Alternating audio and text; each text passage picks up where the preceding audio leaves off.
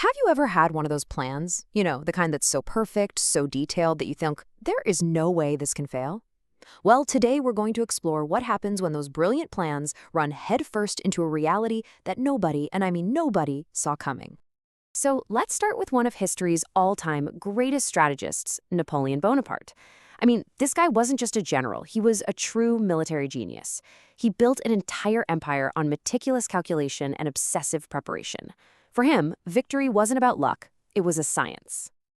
And, you know, this famous quote of his really gets to the heart of how he thought. For Napoleon, big battles weren't won by glorious cavalry charges. Nope.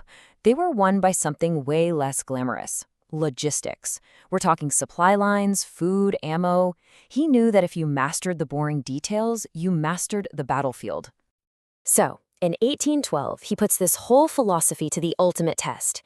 He gathers the largest European army the world had ever seen, a mind-boggling 600,000 soldiers, to invade Russia. He had calculated everything, from the route to the supplies to what the enemy would probably do. His plan was, for all intents and purposes, foolproof. Or so he thought. But here's the thing. For all his genius, for all of that meticulous planning, there was one single variable that was just completely missing from his equations. A force of nature he simply could not control. And what was it? The weather. An incredibly early and vicious Russian winter came down on his army like a hammer. And what's so fascinating is how historians framed it. They didn't just say, it got cold. They called it the small snowflake sent by God. Think about that. Each snowflake on its own is nothing, but together they stopped the most powerful army on Earth cold, turning Napoleon's grand invasion into an absolute catastrophe. You know, this idea of a perfect plan getting completely derailed by something you never saw coming, well, that's a story as old as time. So let's rewind the clock a few thousand years to another high-stakes drama from ancient history. This one involves a rebellion led by a man named Absalom against his own father, King David. Now, on paper, Absalom's plan to take the throne looked like a slam dunk. He was popular, he was charismatic, and he had spent years getting the people on his side. But then, he landed the ultimate prize. He convinced King David's most brilliant and trusted advisor, a man named Ahithophel, to switch teams. And look, it's hard to overstate how huge this was. Ahithophel wasn't just some guy with good ideas.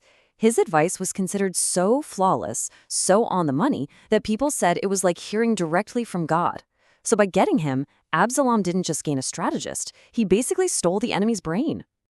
But David, even on the run, he's not done yet. He's a master strategist too. So he plays this incredibly risky but brilliant card. He sends his loyal friend, Hushai, to go to Absalom, pretend he wants to join the winning team, all with one secret mission. Get inside and wreck Ahithophel's perfect advice from the inside out. Okay, so this all leads to the big moment, the turning point of the whole rebellion. Absalom is in charge, and he calls a war council. He has these two brilliant minds in front of him, and he has to decide which strategy to use to finish his father off once and for all.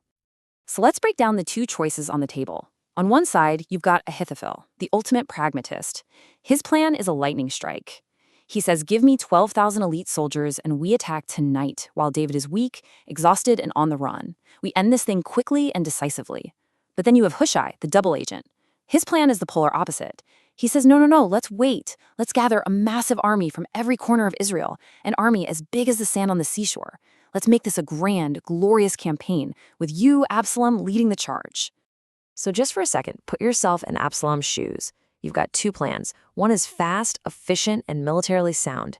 The other is huge, slow, but man, is it epic. Which one are you picking? The choice Absalom made would absolutely seal his fate, but the reason why he made it, well, that gets to the real theme of this whole story. Sometimes the most logical choice isn't the one that gets picked. So Absalom rejects the brilliant practical advice from Ahithophel. Instead, he goes with Hushai's plan. And why? In a word, ego. See, Hushai didn't just offer a military strategy, he offered a vision of personal glory. He painted this picture of Absalom as the great conquering hero at the head of an unstoppable army. It was flattering, it was epic, and for a guy like Absalom, it was completely irresistible. But here's where the original text adds this incredible layer to the story.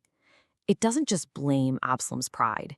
It says that an unseen force was at work, that the Lord had actually ordained for the good advice to be defeated so that the bad advice would be chosen, leading directly to Absalom's downfall. And what was the immediate consequence of choosing that big, slow, glorious plan? Delay. And that delay was everything. It gave King David just enough time to get away, cross the Jordan River, regroup his own loyal forces, and get ready for the battle that was coming. The window of opportunity for a quick victory just slammed shut. So when you put Napoleon's story right next to Absalom's, you start to see this really amazing pattern taking shape. It tells us a lot about the limits of even the best human strategies. I mean, look at it. In both stories, you see the exact same pattern. It starts with a brilliant, human-devised plan. For Napoleon, the invasion of Russia. For Absalom, Ahithophel's counsel. Then, an unexpected, uncontrollable factor crashes the party. For Napoleon, it's the Russian winter. For Absalom, it's this flawed but very flattering counterplan. And the result, in both cases, is exactly the same. The perfect plan completely falls apart. This ancient proverb really sums up this entire idea perfectly. We can strategize all we want, we can make the most detailed plans for our goals in our lives, but at the end of the day, there can be a huge difference between the course we plan and the steps we actually end up taking. And that leaves us with a pretty big thought to chew on. Both Napoleon and Absalom were so convinced they had the perfect plan, they were completely blind to the one thing that would bring it all crashing down. It makes you wonder, right? When is our own certainty, when is our own meticulously crafted plan the very thing that becomes our biggest blind spot?